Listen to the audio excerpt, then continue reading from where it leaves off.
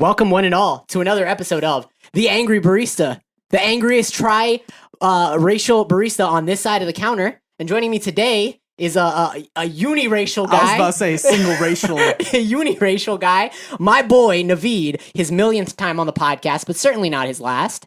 And he's here today because he's debuted as solo artist. Yes, sir. I was about to say, I've been on the podcast before, but this is my first time on the podcast as your boy, Naveed Ahmed. Naveed Ahmed.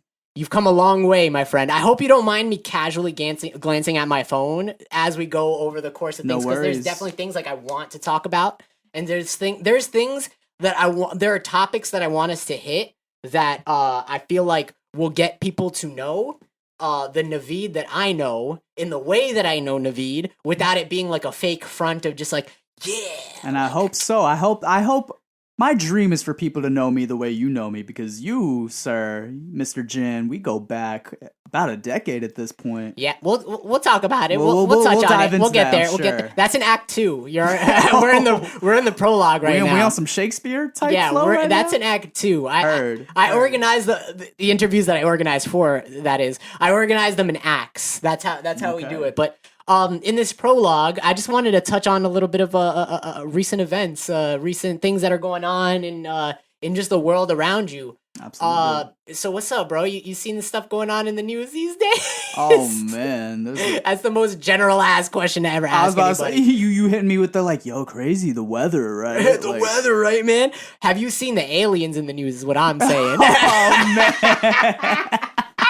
I was like, I was like, how long can we go before he brings up the aliens? You're starting off with the aliens. Yo, because we're focusing on you today, I might as well tell you that today is when people are saying the Pentagon is going to drop their bombshell UFO report. Ooh. The unidentified aerial phenomenon UAPs. task force. UFOs, we left that in 2020. It's UAPs now. The UAP task force is dropping their report on their sightings and shit that they've investigated for the past like 10, 15 years today or next Friday. Whoa. Yeah, man. Yeah, I think that's a little more important than New Music Friday. You know what I'm saying? you about to get a little bit. You about to get a little extra in your release radar this week. Absolutely, and I couldn't have said that better myself, because it's like people are dead ass still fighting wars in the Middle East. Meanwhile, there are like vehicles flying around like military bases and around our fucking like shit, underwater at like supersonic speeds that running circles around military jets and fighter jets and shit. And we're just like, well, the oil in the Middle East. That's clearly more important, right? I mean, I guess so, but how have you been keeping yourself numb to like the crazy things that have been going on in the news, or how have you been interacting with the way that, like, for example, New York has been lately? Let's start on the grander scale. Let's zoom out. Yeah. It's crazy because like at this point, especially with 2020 and all the terrible and some good but mostly terrible news that we were seeing all last year, I think all of us, especially in the age of social media, we're just constantly consuming information left and right. It feels like you can't scroll down your feed anymore with hearing of another tragedy happening somewhere around the world. And it is a shame because it's like, I can feel like we're all getting numb to it in a sense where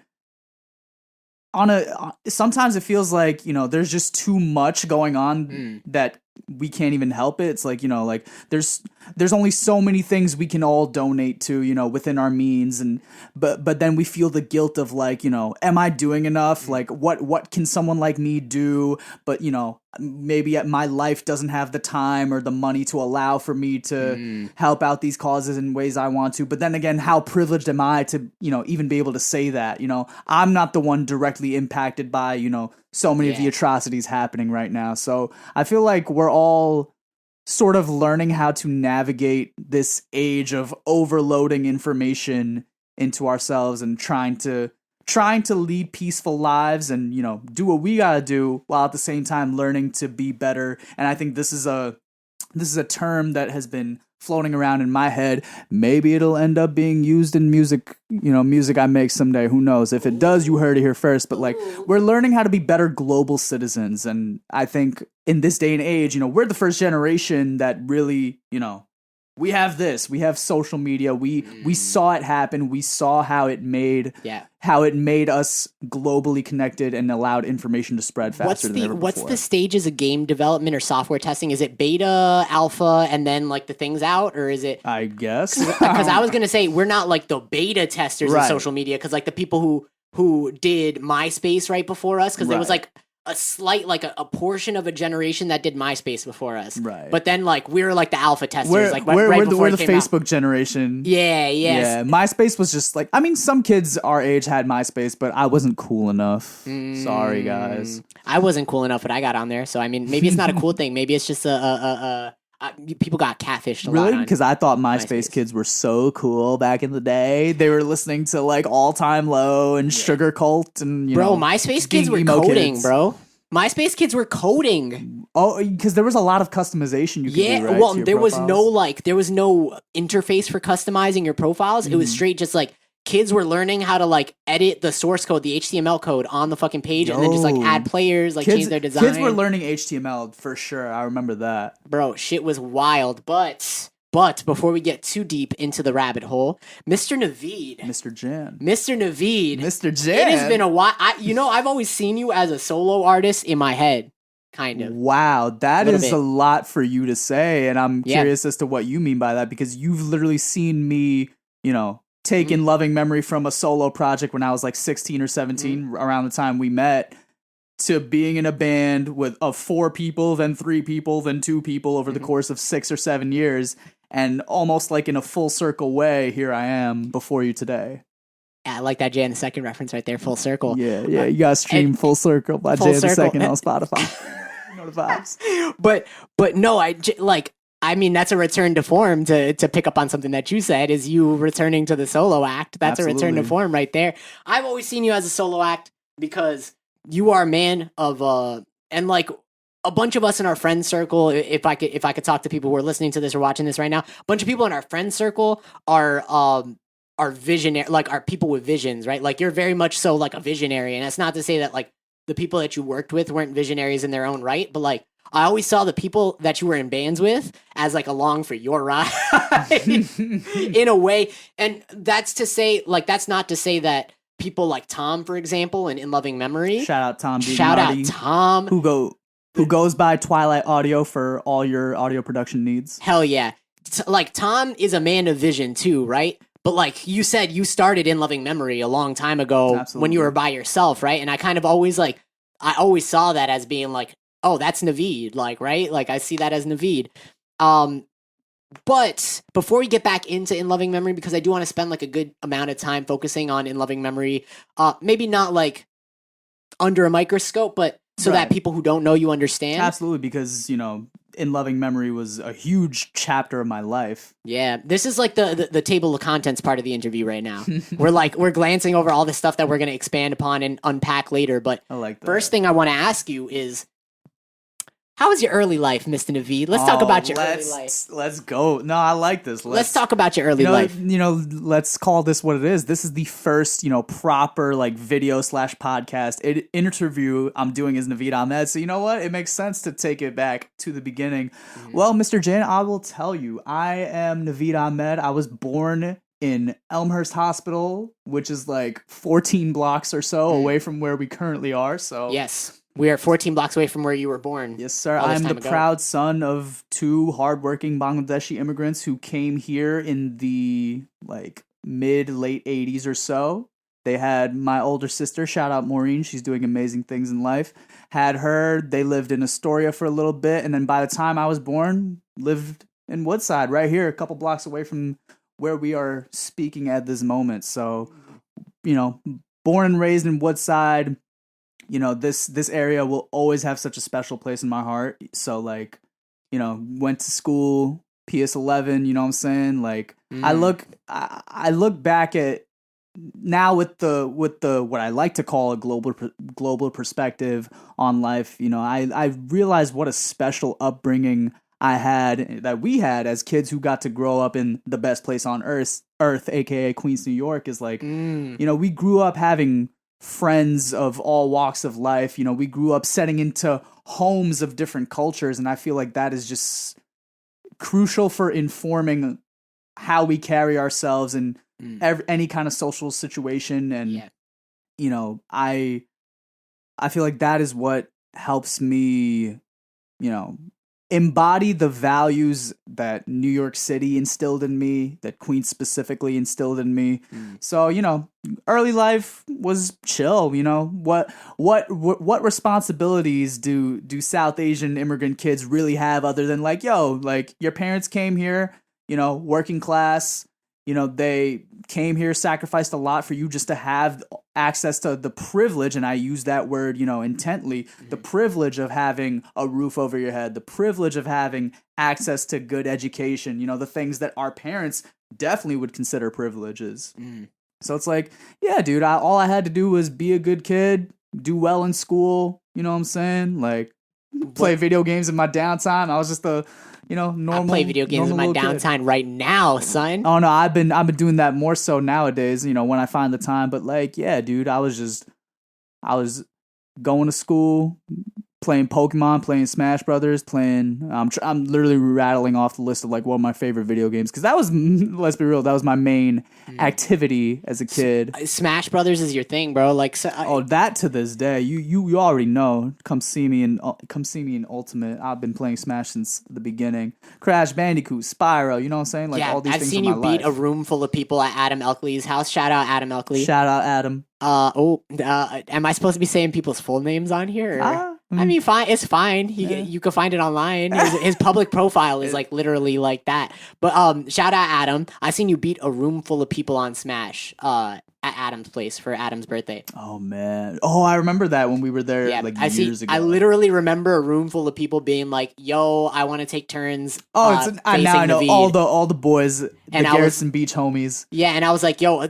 Everybody wants to challenge Naveed. How do what if he's not going to win against everybody? And then you like smoked everybody on some round robin type flow. I mean, hey man, you know the vibes. You know the vibes. Listen, the thing about me is like I'm going to check the camera to make sure we're still recording. Yes. We're good? Looks like it is. We're good. All right. So in a second, I might have to go over to make sure that video keeps going. But why? How did you get so good at Smash? Is it?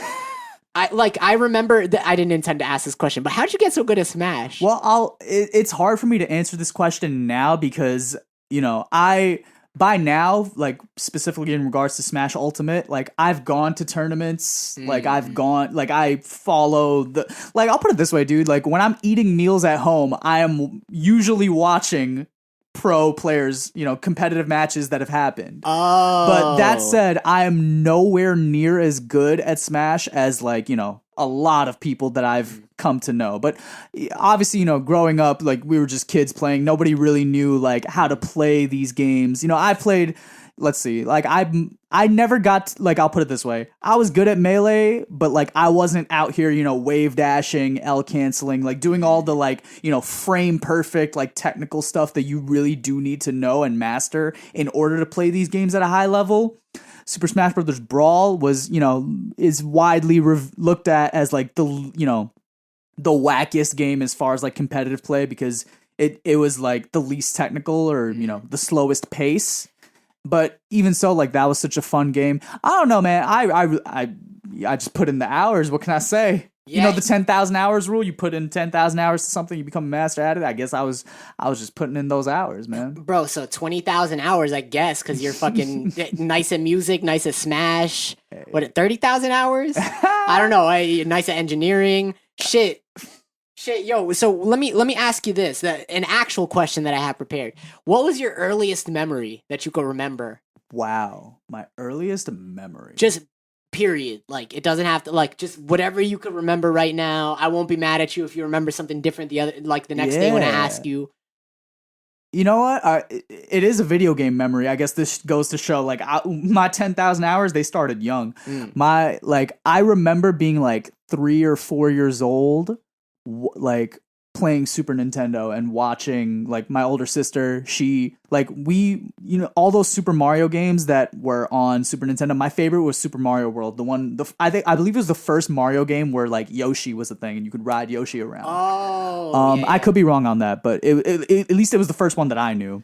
Yo, Super Nintendo. Yeah, dude, that was my childhood, man. Do you remember how old you were?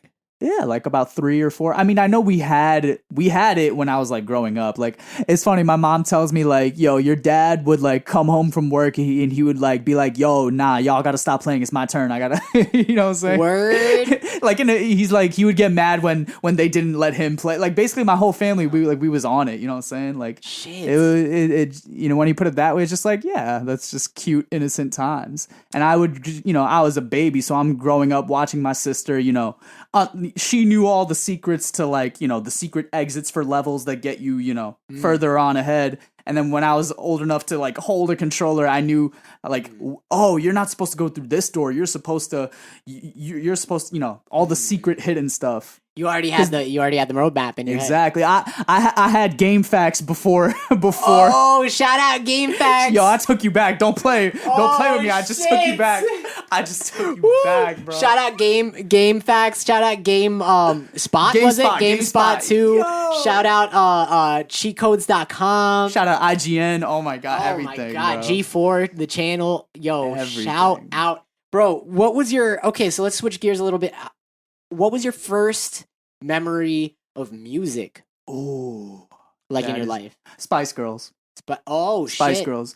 One of the beautiful things about having an older sister, she's about, you know, 6-7 years older than me, is like, you know, I'm born in 95, so like, you know, by the time, you know, it's tough. Some people wouldn't consider us 90s kids. We were 90s babies, but 90s kids implies that like we were like, you know, growing up and like, you know, absorbing the interests that absorbing the culture of that time. We were more like 2000s kids because by the time we were old enough to like, you know, be like, oh, I like this music. I like this. I like that. We were hybrids though, I think. We were definitely hybrids because like the early 2000s was like a genesis, a new genesis of 90s culture. It was just like an extension almost. But the good thing about having an older sister was that like as early as you know, I could tell I was listening to NSYNC, Backstreet Boys, Selena, Spice Girls. Apparently, like I don't remember this like directly, but my folks tell me like,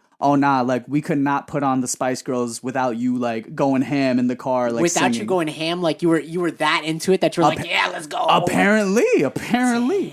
It's funny because like. Apparently that's how I always was when it came to music. Like I would jam out to whatever I could like recognize, like on the radio and stuff. But it's interesting that like right around the age when I started school, like, you know, 6th grade, it's not 6 years old in the 1st grade, I became like hella like shy and reserved, probably because I went to private school for 1st and 2nd grade. But as a toddler, I was like the most hyper, like, you know, I was like a hyper ass kid. So I had no inhibition with like, you know, just singing, you know, making a fool out of myself or whatever. But I don't know why, but like somehow around the age of like 6 or 7, I started becoming more quiet and reserved. And I ended up not really like finding music again, like in the sense that like, it's interesting because I recall like in elementary school, like kids would keep up with music more than I would. And I remember feeling left out of those conversations. Yeah. Like, kids would be talking about like, I don't know, I'm about to take you back, like the new like gym class heroes song or whatever, you know. I just took you back, and I would be like, oh, like you know, maybe I heard the song before, but I didn't know the artist by name or, you know, things like that. I didn't really start finding music, and this is where I would consider like my true like, this is when I started getting into music. I'm going to take y'all back to 2006, 2007 when the song Hey There Delilah was making its rounds. Yeah. Dude, that's that is my favorite song of all time. The Plain White T's are my favorite band to this day. Like I was around 12 years old towards the end of 6th grade. My mom is a huge fan of music, like in general, like at our crib and what, you know, she, you know, there's pictures of the Beatles, you know, my mom loves like Michael Jackson, you know, the Eagles, you know, a lot of the greats, a lot of the classics. She came to me one day, she's like basically effectively saying like, yo, homeboy, like all you do is like play video games. Why don't you do something like cool, like play guitar or something? Like my mom was actually the one who, you know, suggested it. So and shout out to my dad because he would take me to the YMCA by Queensboro Plaza. every weekend, and I would take guitar lessons there. I think there was a point where I was doing like swimming and guitar lessons like at the same time, like on those Saturday mornings. I look back at that point in my life fondly, also because whenever my dad would pick me up from those lessons, that was when Pizza Hut had the cheesy bites pizza, like the like crust was all the little square bites with the cheese in it. That was, guys, when I tell you that was crack. Bro, we would get that every week because it was just crack. It must have been crack because it really ruined the community, bro. Everybody had to go up 3 sizes, bro. Yo, for real. that shit is awful, bro. I mean, like good. when they discontinued it, that broke my heart. But anyway, like that. So I'm playing. You know, I remember getting into guitar through those lessons. Learn my basic chords and stuff like that. I'm like, word, this is chill, this is cool. But it wasn't until that song "Hey There, Delilah" started making its rounds, and I started hearing it everywhere. And then I looked up the band and stuff. I'm like, hold up. So one guy and his guitar can make something like this beautiful. That's what made me realize, like, okay, nah, like this is something I wanna get into this. And then through the Plain White Tees, I found similar like bands like Boys Like Girls, All Time Low, Mayday Parade. So that was kind of like my entry point into music, is kind of like those emo pop rock, pop punk, alternative, whatever you want to call it. Like that wave of bands in like the mid 2000s. Yeah, we're going to start a super group, me and you, with members of our former bands, and we're going to call it Plain White G's. Yo, that's hard. That Plain White G's, bro. Yo, Plain White G's is hard. I'm sorry. That's hard. That's hard. That's hard, Hold bro. Up. We're just gonna bro out for like half of this interview. I hope everybody's okay with that. Yo, no, this is the most authentic Naveed you're gonna get. So yeah, yo, bro, that's what I'm saying. This is just us. I've enjoyed your interviews that you've done with other people, but I think I do it better. I mean, better job. I'll put it this way. I mean, naturally, because you're one of my closest friends. How could we not? How can we not, bro? So tell me a little bit about I want to ask you about your friends in different stations and periods of your life. Ooh. What kind of friends and people were you hanging out with in elementary school when you weren't keeping up with music like that? Like, what were your friends like? And are any of them the same as they are today? It's funny because over the last year or so, like ever since the pandemic hit, I found myself reconnecting with a lot of like childhood friends who I may have elementary lost. heads. A couple elementary heads, mostly like middle school heads. A lot of, because it's wild to reconnect with these people and be like, yo, like we're still on the block after all these years. Let's catch up. You know what I'm saying? And with a lot of these people, I've noticed it's like, and these are my favorite types of friendships where it's like no matter how long you've been apart from one another, it's like you really can just see them again years later, and it's almost like they never left, or like what I'm saying, like you just pick up where you left off. Yeah, that's fucking awesome. Because the real, and I guess I should contextualize this because this particularly happens more in New York City, where it's like oftentimes kids do not go to the same elementary school, middle school, and high school. In like smaller populated towns, I know that's more common, which that blows my mind. Like that's kind of fascinating to me that like it's a little more common in a lot of places. Like you kind of grow up with the same kids throughout K through 12. Yeah. For us, it's definitely more like, okay, we're friends with these kids in elementary school, and then if we go to different middle schools, we oftentimes we get separated, or different high schools or whatever. Yeah, I think that's a good thing because of, like you said, it gives you more of like a global citizen mindset. Absolutely. But like in addition to that, like a great deal of people who chase their dreams, and this is not to discourage anybody, right? Like everybody should chase their dreams. Everybody deserves to chase their dreams. Absolutely. But like a great deal of people who chase their dreams don't actually end up getting there, and so like. You don't know if you don't try. Yeah, you don't know if you don't try. But if you stayed in the same population of people, you'll see that percent very starkly. It'll be like, I see what you're saying. What I mean? Like if you grow up around the same people your whole life, you'll see like what percent of them fail. You know what I mean? Like provided you aren't in that percent. But like, I think that going to different schools throughout the different stations in your life gives you more experience, gives you more exposure to people who are like, if they're not in a better situation than you, a worse situation than you, or the same situation as you, or a similar situation to you. So, like, it gives you that better perspective. It gives you that better, like, oh, I mean, like, life can be better, or I'm glad my life isn't worse type situation. Absolutely. And going back to that piggybacks perfectly off what I said earlier about just how blessed I consider myself to have grown up in New York City and to be in a environment where that type of abundance, the abundance of culture, the abundance of perspective, the abundance of just people in general, that was something I always had. And I think I came to really realize that. I can speak mostly on like my high school experience. So shout out Stuyvesant High School for the kids who are not native to New York and New York City and want to understand like why that school is so significant. And I'm a flex because at least in my day, we were the number one public high school in New York City. I don't know exactly what's going on with Stuyvesant right now. Ever since you left, it's been a mess, bro. We don't need to talk about that. We don't. I don't know anything about that school. I'm capping hard no lie, right my year we were pretty messy ourselves, but basically, New York City had at once upon a time it was 3 high schools that were known as specialized high school. Now there's about like 7 or 8. Basically, in 8th grade, about anywhere from 10 to 20,000 kids take this test in about October, like towards the beginning of 8th grade. And this test is kind of brolic, no lie. Like if you took like the SAT, which most people take, towards the end of high school, you threw that test at 8th graders. That's basically what this was. And, that's a significant difference when you're talking about 3 years of, developmental years. You throw this test at them and the top, like, like 900 kids or so get into Stuyvesant, which was the number 1 ranked school at the time. Then there's Bronx Science, Brooklyn Tech, et cetera, et cetera. So Stuyvesant is, located downtown Manhattan. So kids from all 5 boroughs are attending this school. So, until that point in my life, my bubble, my world was, Queens, not even all of Queens, because Queens itself is so huge and so vast. Mostly, Woodside, Sunnyside, Astoria, this Western Queens that I consider my home.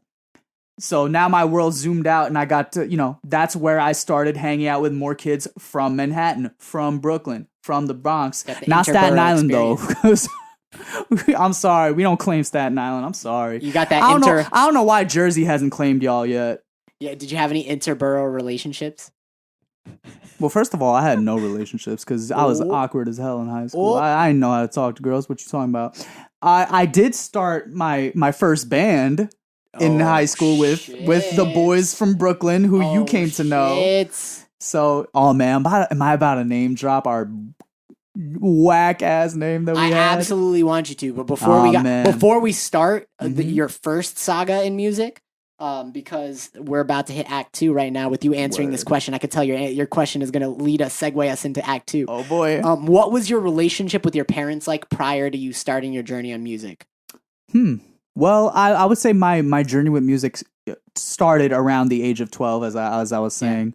I mean, my relationship with my parents. Well, first of all, I'll say it's always been great. Like in the macro, it's always been great, which I'm very blessed for. Obviously, any relationship has its ups and downs. Yeah. But I mean, it's hard to say just because like as when you're that young, before the age of 12, it's like literally I had no on them. Yeah, that's that, like and all also, that, and also like. I didn't really have to do anything to keep them happy other than just, stay out of trouble, get good grades. Like that's really the only responsibility I had. And I was doing that. So like for the most part, everything was fine. Everything was on good terms. You don't remember like arguing with them as much or whatever. Cause like, I mean, just to draw a parallel in my life, like I feel like I began to butt heads and my relationship deteriorated with my parents much more after they saw how serious I was with music. Well, yeah. I would say, yeah, definitely. Yeah. Because my music journey started at a young age, it's more just like, obviously it's going to get rougher after that because at that point I'm a teenager, that's that. I feel like that's just when life becomes rougher.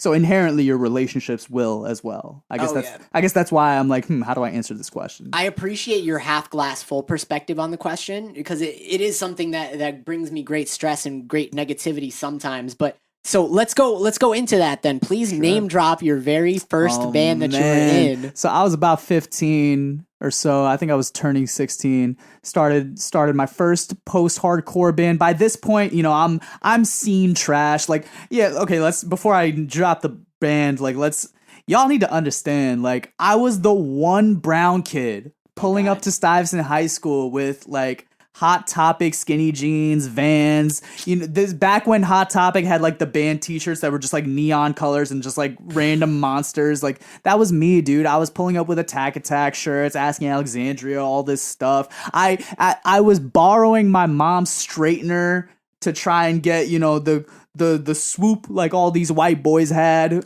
Yeah. You know what I'm saying? Like, dude, my mom thought I was gay. Like, it was hilarious. Wow. Yo, every girl.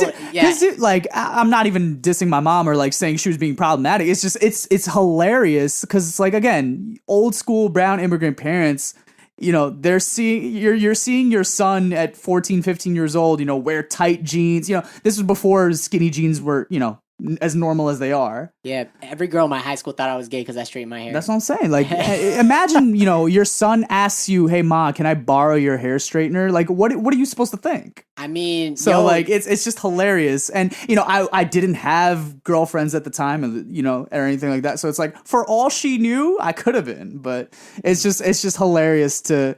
I think it's hilarious how camera. Ooh, I'm gonna go grab that camera. Yes, let's take a quick 5 seconds to turn on the camera because we're not just trying to have y'all listen to it. We're trying to have y'all watch this beautiful interview. And that's where we're at. They're watching it. Yeah. So what was I saying? Yeah, I just think it's hilarious.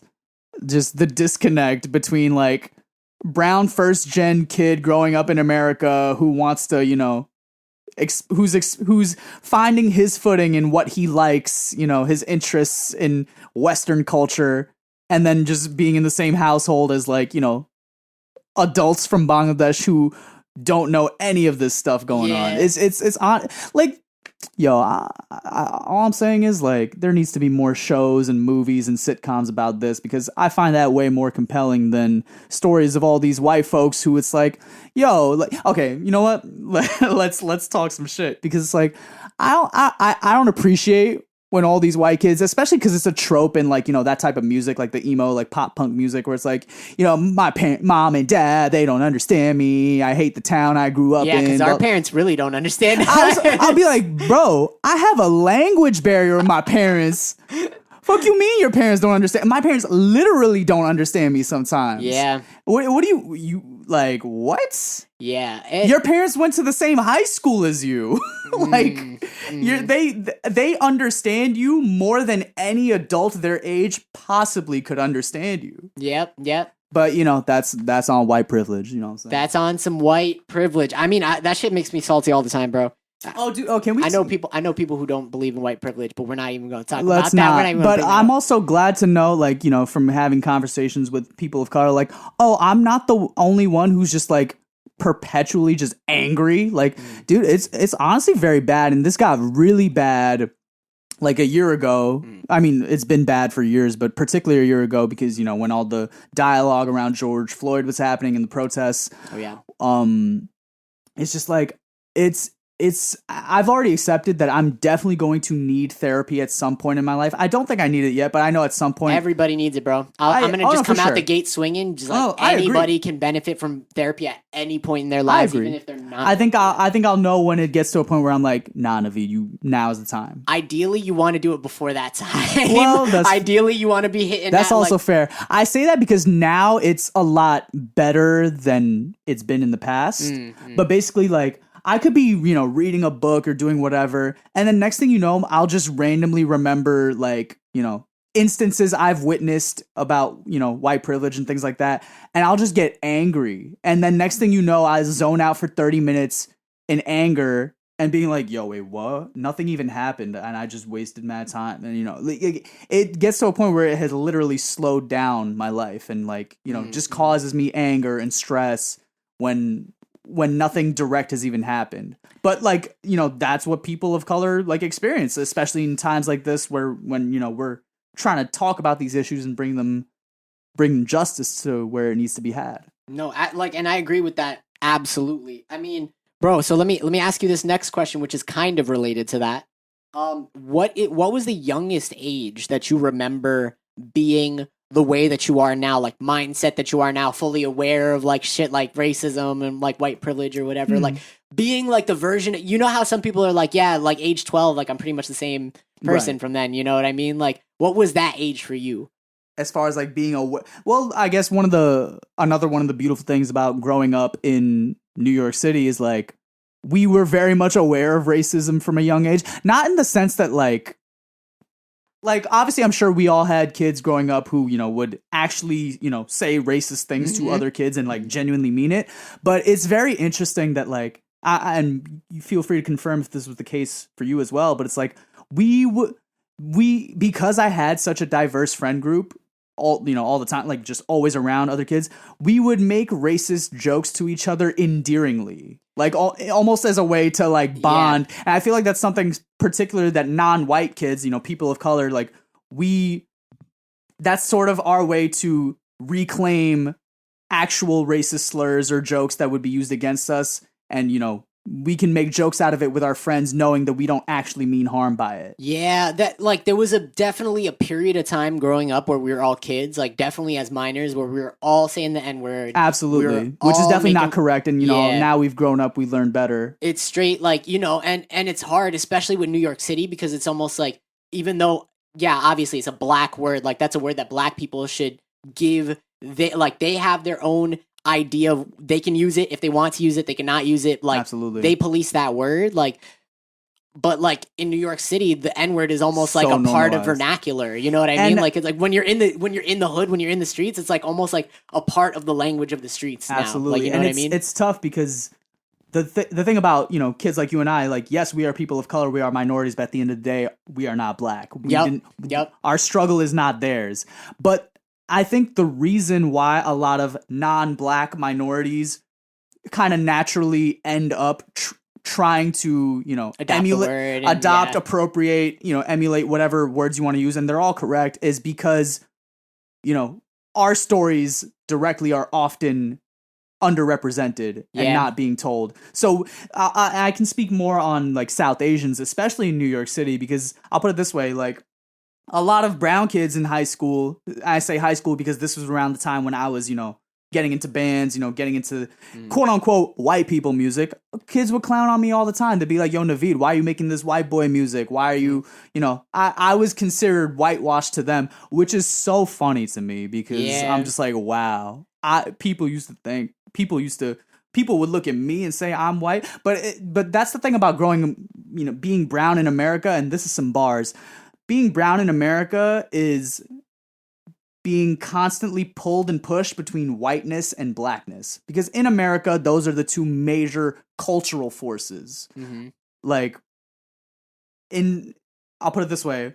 If I'm in the hood, I feel like the whitest kid there. Because, at the end of the day, that's, I didn't grow up on those streets. Yeah. But when you put me in the suburbs, I feel like the brownest kid there. I feel like I'm the most hood thing that has ever walked through these streets. Yep. So it's and with that comes a lot of code switching, a lot of like constantly having to adjust to our environments, the way we carry ourselves, the way And at this point, kids like you and I, we've been doing it for so long that it's second nature to us, and we don't even think about it, because even in New York City, it's like we know, like, oh, if you cross that boulevard, you're in a different world. Yeah. Conduct yourself accordingly. Yeah. Or else, shit can pop off.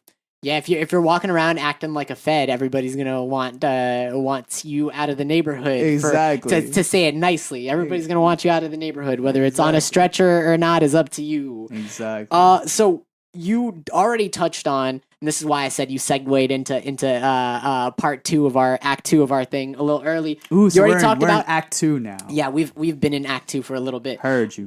What was the first, besides like the plain white tees and stuff like that? What were the first heavy bands that you listened to? Like Avenged bands Sevenfold. Like Avenged Sevenfold. Shit. I will tell you exactly how I discovered them. Go. I at this point in time, I feel like I was like 8th grade or so. I was getting Guitar Center, magazines, catalogs, whatever in the mail every like month or however long. And I remember, looking through them one day, and I see in the back there's a feature on Zachy Vengeance and Sinister Gates. And I'm just like, yo, who are these two dudes? Like, they look so, because Sin and Zachy were the original, like, no, I shouldn't say original. I guess that shows, like, for our generation, like, they're such an iconic guitar duo, especially because Zachy was left-handed, Sin was right-handed. It's like they had the mirror image, the swap. Like that, it was such a cool aesthetic, and I mean, hey, it grabbed my attention, right? Mm-hmm. And I didn't know who the band was. I was just reading this interview, and then I was like, this band looks cool. Let me look it up. And then I remember Afterlife, that song. I remember looking that up, and I was just like, yo, this is crazy. And then that led me down the Avenged Sevenfold rabbit hole. And like they were my first like metal band that I got into. So what was the name of your first band again? Repeat that for people who don't know. So the band that I started when I was like 15 or 16 was called Yesterday Will Be Better. Yesterday Will Be Better. Oh, man. Oh, shit. What kind of music did you guys make? By that point, we were just doing, like, post-hardcore, metalcore stuff. So, like, by that point, I was fully into, like I said, like, Attack, Asking Alexandria. I'm trying to think, like, We Came as Romans. Like, all, I was Warped Tour trash by that point. You know what I'm saying? As we all are at some point in our lives. As we all were. What was the next... How did Yesterday Will Be Better become not better anymore and end? How did Yesterday become bad? Man, you know what's funny is, like, the way... From such a young age at 15, like... In some ways, I haven't changed. Like, I was the stereotype of like the overly controlling singer who wants everything their way because they have the vision for everything, and they demand the work ethic from everyone else. Like those aspects never changed. I mean, I guess at the end of the day, like I wanted to start like a serious project, a serious band, and I'm still friends with all the dudes. Adam was in that band. Shout out Adam. That's how I got close to those guys. Like we started this band together. I remember like shout out my boy Jonathan Negron. We pulled up to his crib. We was in his basement, and I literally the day I met him, we're just ripping like Avenged Sevenfold covers off the fly. Damn, I feel like I've heard Jonathan Negron's name more than I've actually seen him in person throughout my entire life. But I mean, that's the way some people are. Some friends that you know, like that. It'd be like that. Yo, so what? So they were not serious, essentially, or they didn't want to take it serious. You know what I'm saying? Like we were kids. We played a couple shows. They were fun. It also got to a point where like I think there was also like I was bringing songs to the table that may have not necessarily like maybe a little heavier than the stuff that some of them wanted to make. So nothing crazy like what happened. Like because again we're all still friends. It wasn't a falling out. It was just like not everybody wanted a serious music project. They were just having fun with it. Exactly, and that kind of led me to the decision of like, okay, well I have all these songs that I'm writing, and at that point I'm fully writing, the guitar parts, bass parts, drum parts. I wasn't, I'm better at all those things than I was guitar. Then. Tux guitar, bro. That was my life. I have albums worth of like metalcore material that probably maybe someday when I'm old and bored I'll record all of it. I'll finesse you for some of them. I'll maybe throw you some money for some of them. Turn them into trap beats and make scary songs out of them. Bro. Okay, we will talk about that because we'll talk about that after. No lie, we'll talk about that after. We'll make some heavy shit. No lie, coming soon. No doubt. What was the question? I apologize. You answered the question already in sufficient detail. Please tell me about your next musical venture that happened after Yesterday Will Be Better. So after Yesterday Will Be Better, there was a brief stint that I had. I think at some point, actually, I might as well start with like In Loving Memory. Yeah.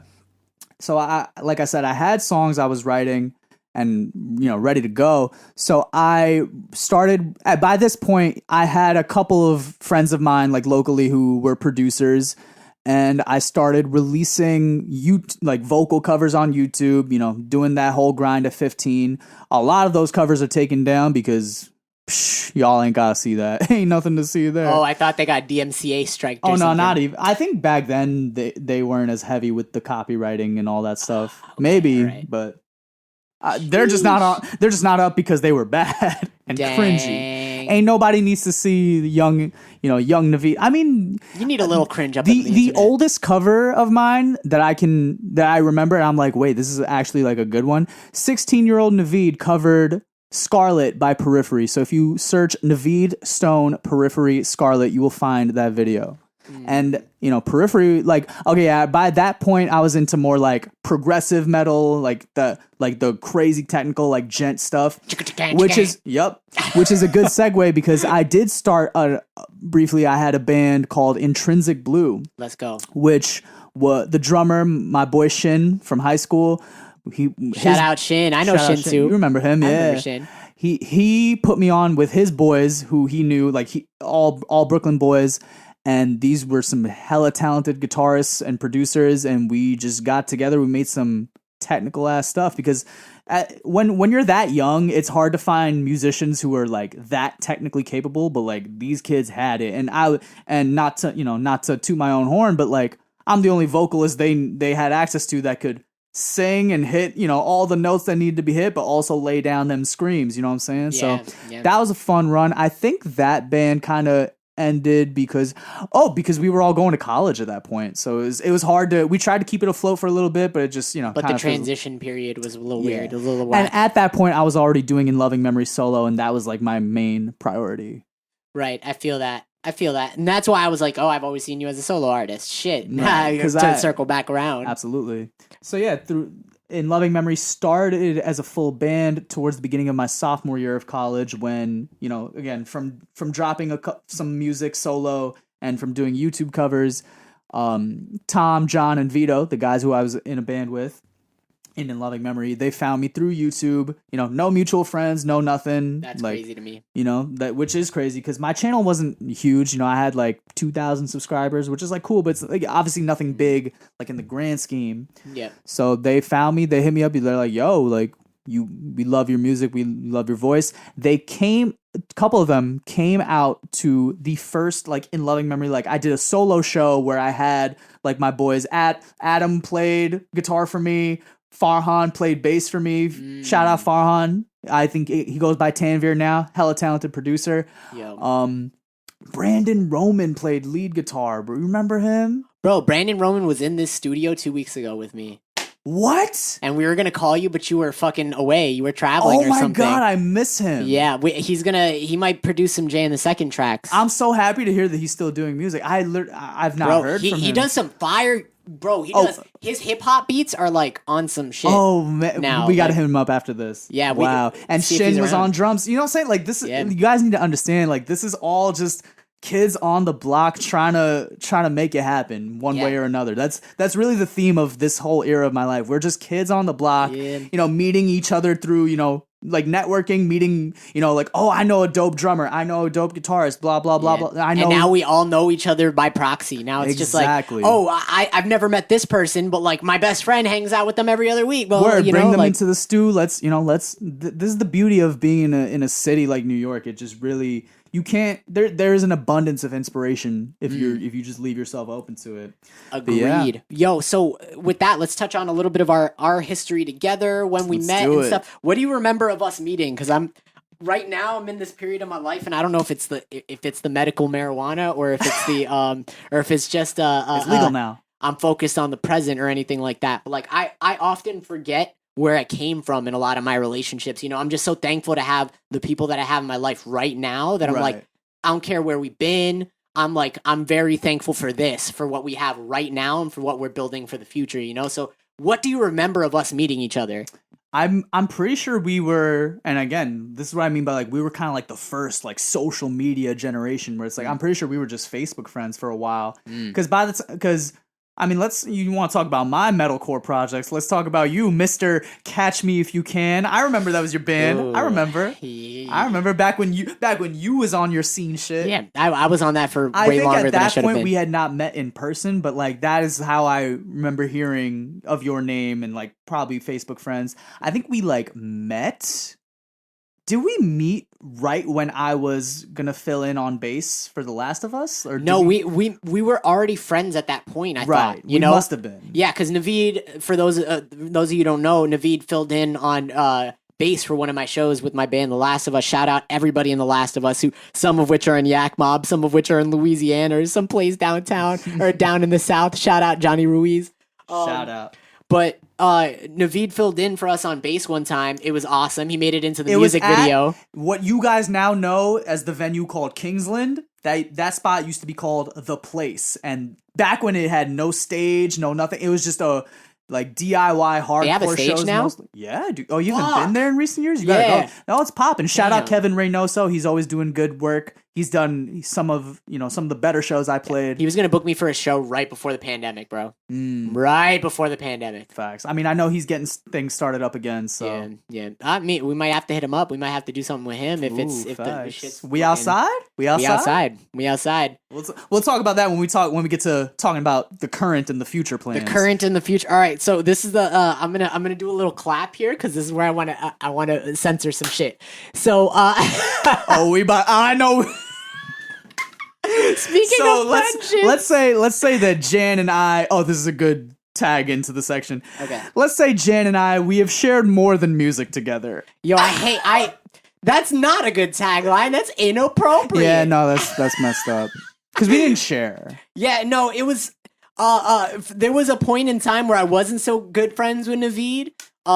We had a little bit of tension. Yeah, it was just honestly, bro, and like I look at this now and like the reason I don't feel any type of bad way about it at all is I did a similar thing to one of my friends. I'm going to fill you guys in, I promise. There's tea. There is tea to be had. When I was in middle school, like my best friend in middle school was like very into somebody. Like I don't even know that they really dated, but like it didn't work out. And then that same girl, like I started seeing like right away, like type shit. And that ruined one of my best friendships in middle school. And I was like, yeah, I'm never gonna get karma for this. And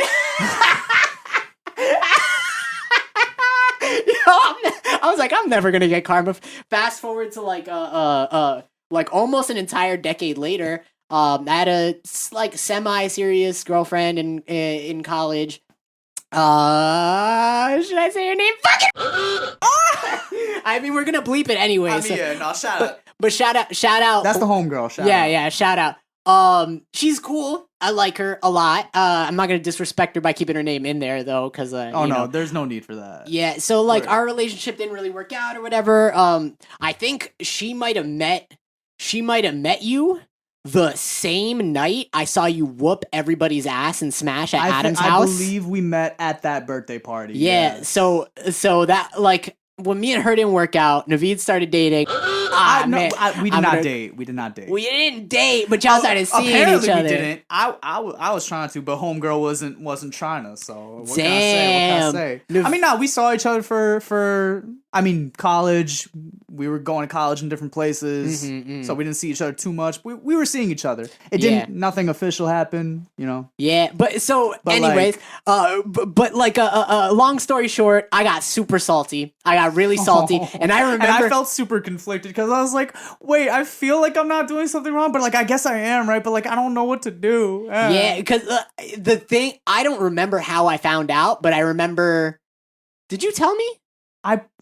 I feel like you told me. I hope I did. I hope I wasn't the type to like keep it behind your back. Yeah, no, I think you told me, and then I think that's why we're probably still friends. Yeah. But like mostly it was because I was like, yo, this is definitely my karma. And like Naveed, like I value Naveed's friendship above all else, like above like any type of like like romantic relationship or whatever that I was having at the time. But I remember typing out a message to you and being like, bro, I don't like remember this message that I sent to you. I was like, bro, like to be honest, like I don't know if I could like I could talk to you for a while. Like we're gonna have to like not talk. I think for a while. Remember that, and that was basically me. I remember this now. Wow, this is all coming back. I was like, nah, that's fair. Like I'm thinking that's fair. I hope that in time that we can move past it. Yeah, and look where we are now. We chilling. We on the block, and you know what? Look where we are now. I'll to zoom out on that. Like. Fast forward now, you're with an amazing partner that you've been with for years and you're on track to happily get married. I'm still single as hell and can't meet a woman who texts me back. So karma got me. Bro, karma got me. My son, but here's the thing, right? If you're the type who's looking for some type of I almost said monotheistic, but what's the word? Monogamous relationship. There we go. If you're somebody who's looking for a monogamous relationship, I'm just looking for a text back. I'm not even thinking that far ahead at this point, dude. Bro, Honestly, your dick has been in more. That's how single I am, bro. Your dick has been in more places than a passport. Get the fuck out of here, bro. Okay, get the fuck out of here. That does not have anything to do with where I am currently at. I know. But look. All I'm saying is, you are gifted. You are talented. You are an interesting man, and you know what? Like, bro, as soon as you want a serious relationship, it'll fall out of the sky before you can even ask for it. I appreciate that, Jan, but like, I know that. I don't know why women can't see that. No, I'm playing. Just wait until they hear this next Naveed Ahmed song. Like, literally the way the way I've always viewed love life, sex life, whatever you want to call it. Just focus on yourself. Do what you need to be doing, and the right people will come along in your journey, as it needs to. And literally, my only, like, for me, that's music. Your answers are the perfect segues, by the way. I get. Perhaps you just did a great job at loosely structuring this interview. I mean, look. So, not to cut you off too much, because you drop bars every time I ask you a serious question. But so what? I guess you can say your first song came before your first kiss. Wow, is that true? Yeah. Same. Oh my god. Okay, no. Y'all need to understand how soft and emotional and what we on the streets call light skin I am. Yeah. Because I still remember to this day the date that my middle school crush told me she liked me back. Whoa. April 14th, 2009. Shout out. Whoa. Like, that's how, like, cute I am about shit. Damn. We never kissed. We never did anything. Nothing. Yeah. Because we were just awkward as hell. We didn't know. Like, we knew we both liked each other. Our whole relationship was on AIM, bro. We would be all like ILY on AIM, and then in person we would be like, hi. Like, damn, dude, the shy kids, bro. Forget spy kids, shy kids, bro. We man. Out here. Like, I was really out here, man. I've written, it's funny because over the years people have asked me like, yo, you wrote, like, this song really, like, you must have been through some hella crazy, like, relationships. Like, they'll ask me about, like, specific songs. I'll be like, oh, dude, I wrote that about someone I did not even date. Like, yeah. I've only had one girlfriend officially in my life, and it only lasted, like, 2 months or so. Damn. I'm still cool with her. I'm cool with a good amount of women that I've been involved with. What's the, I gotta get into Act 3, but what's the, before I get into Act 3, what are your requirements? Or, no, I'm gonna restructure this question before it sounds wild fucked up. What are your red flags for somebody that, like, say you start seeing a girl, you start dating a girl or whatever, like, what are the red flags that make you be like, yeah, I'm not trying to take this any more seriously than casual? That's a good question. Definitely a big red flag is if I have to initiate everything, whether it's conversation, whether it's, physical affection, whether it's, whatever it is. If I'll put it this way, especially, and I think I've had this conversation with a lot of men, especially, and a lot of women as well, where, especially in this, in recent times where, more and more women are rightfully speaking out about, assault or, awful experiences they had with aggressive men.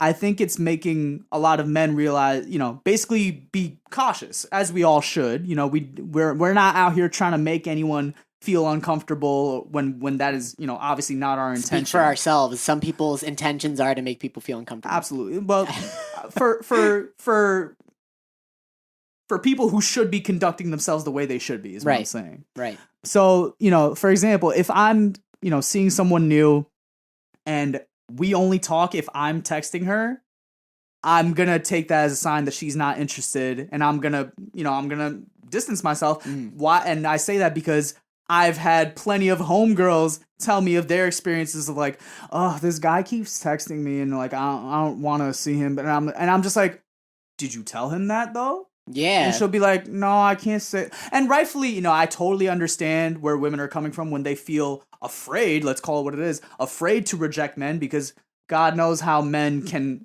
sometimes freak out. Though, I mean, hey, women are out here, sometimes they get killed over rejecting somebody. So like I totally understand the fear. However, communication is important on both sides. Absolutely. And even in a physical sense where it's like, if I'm the only one initiating things like kissing or, whatever it is, I'm going to take that as a sign of like she must not want me to, and therefore I'm going to, ease back. So basically, if you want me, feel free to let it be known. It doesn't need like that's the main thing for you is communication. I hate this culture that dating / hookup culture has evolved into, where it's like we make it a war or a battle almost to show the person that we're interested in that we're not interested in them. You've been out the game for a while, so let me tell you how wild it is out here. Okay. Like it's so normal to be like, oh, like they just texted me back. I gotta wait before I text them, so they don't think that I'm too eager. Oh man, I would never do that. I would never survive in the dating pool right now. It's just childish. It's just absurd. But the thing is like I'm so aware of all these, let's call it what it is. It's all bullshit. Yeah. But I still play the game, because if I don't play the game, because sometimes I tell myself like, nah, I want to text her, so I'm gonna text her. But then she thinks that I'm more attached than I really am. Bro, I quadruple text my best friends, like, and I don't even want to put my dick in them. Like, you know what I mean? Like, so that's the complete like. I get it. I get it. So yeah, so to sum it all up, that's definitely one red flag. Is like, you're not communicating properly. You're not making your intention like.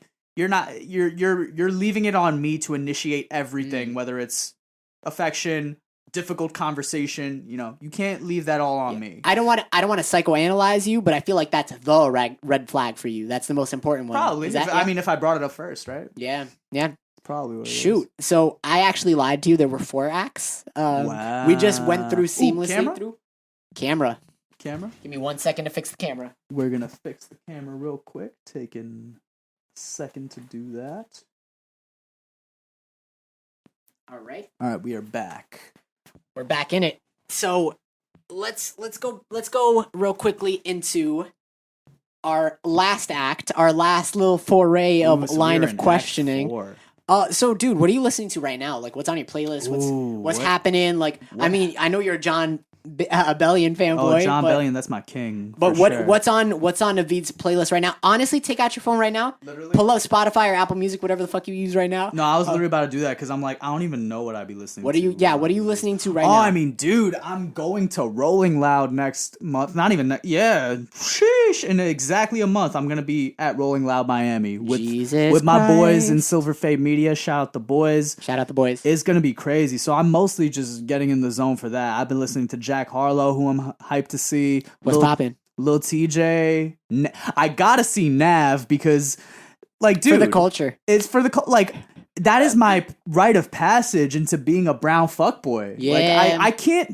Like, I can't call myself a brown fuckboy if I haven't seen Nav live. So, I gotta see him. I mean, he don't really be playing live that much, does he? Like, I don't know. I mean, he's playing at the festival, so shit. So here we are.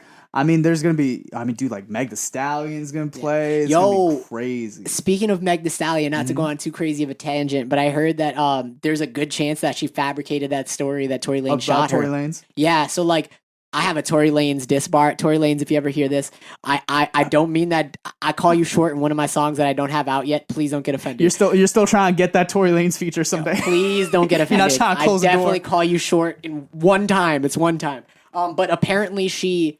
Like there's every single one of the witnesses that was there the night Tory shot Meg, allegedly, is telling a different story, is like, nah, he didn't shoot her, somebody else shot her. And then there were at the actual court documents the investigative documents that have been released to the case say that at least 2 or 3 other people had gunshot residue on them. Interesting. And not Tory Lanez.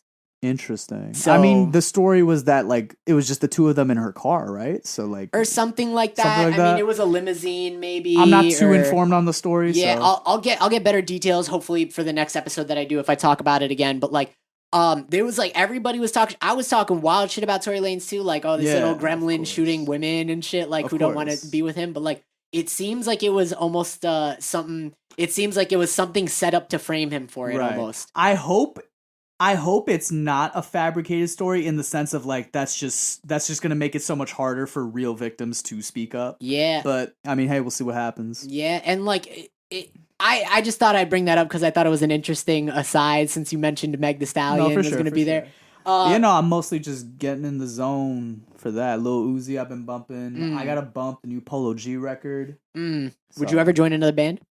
Hell no. Hell no. All right, so I guess we're not going to ask you to join Scary Kids then. Definitely not in like a serious capacity, but like I'll put it this way, like that isn't to say that I'm not down to collaborate. Obviously, like if anything, I feel now that I'm a solo artist, I feel like my avenues to collaborate with people are opened up more because now I can just be myself and explore a lot of the sides of my artistry with other people. Yeah, the only way I'll put it this way, like in all the years that In Loving Memory was a band, like 6-7 years, we never had a feature. Or never, anything Never like had a feature? Never had a feature. Huh. Oh, yeah. Yeah. Why am I only just now realizing that? Yeah. Scary Kids was gonna be the first. Oh, shit. And as far as what I speak of, who knows, maybe the track that I'm speaking of will find its way to your beautiful ears at some point in time. So I will not speak on it further than that. Yes. But all right, United States military. All right, Pentagon. I will speak no further on the matter. I plead the fifth. I plead the fucking fifth. All right. So last question for you.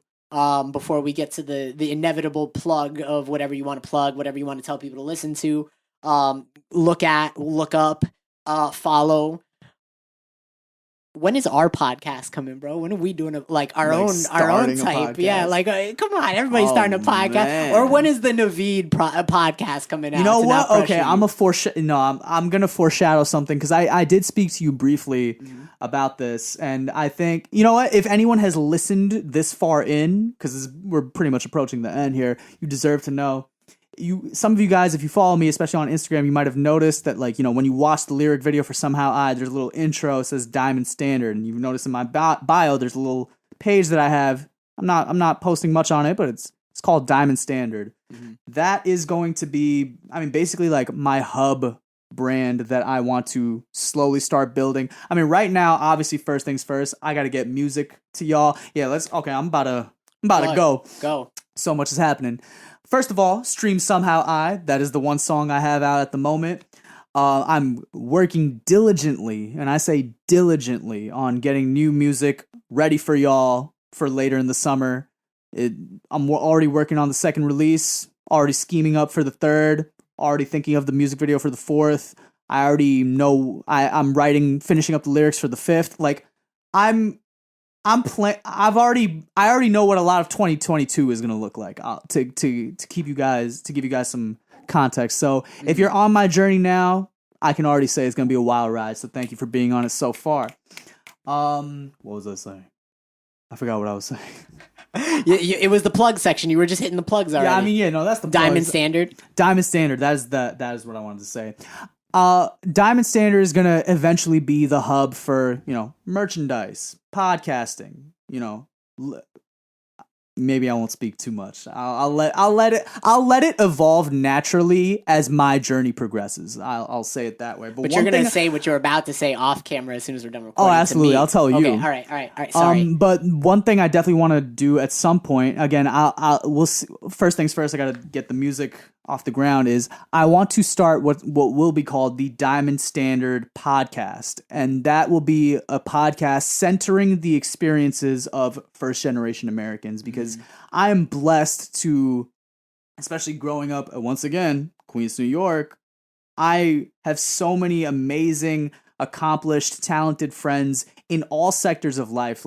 I'm blessed to know people who are software engineers at Google and Microsoft and YouTube, all the way to, successful entrepreneurs and creators, and everything in between. These are experiences that need to be told. And the way I look at all those people, what unifies a lot of us is, just the simple fact of we came from nothing. Our parents went through shit that we cannot imagine to get from their motherland to here, just for the purpose of being able to start a family, and breed a better life for them. And obviously, inherently, that let's call it what it is, that pressure is both our greatest fuel and, can be the source of a lot of our anxieties, our stresses, it's our greatest strength and our greatest weakness at the same time. So I want to start the Diamond Standard, or I may run off the title of my of In Loving Memories last EP, which heavily centered around this concept, Diamonds Under Pressure. I might call it the Diamonds Under Pressure podcast. And that concept is so important to me that it's on my freaking chest forever. So, strive for excellence. Strive for excellence, absolutely. So as far as, podcasting, that is definitely a podcast that I want to get off the ground at some point, which, I mean, obviously when the time comes, it's probably going to be filmed here. It's probably going to be with your help, and you're obviously going to be a guest on it. So. Shit, bro, we'll say no less. You throw me a tiny cut, we'll straight produce all the content for your Patreon out of this space. You know the vibes. Yo, so, guys, do me a favor. Listen to Naveed Ahmed. Listen to Somehow I out on anywhere you could listen to music, any platform that you could listen to music. Yes, sir. Follow him on Instagram, Naveed Ahmed. And why? Follow me on TikTok. That is where I need to be popping. Naveed Ahmed. And all my socials are Naveed Ahmed NY. You go to naveedny.com. All of my stuff is there. Why am I plugging in Flow? I don't even know. Hey, all right. So with that being said, quick freestyle to the head, Mr. Naveed, you and me gotta go smoke some weed. It's legal here now. It's legal now. It's legal now. Guys, thank you so much for watching, and stay angry or not. Peace. Appreciate y'all rocking with me. You know the vibes. Peace.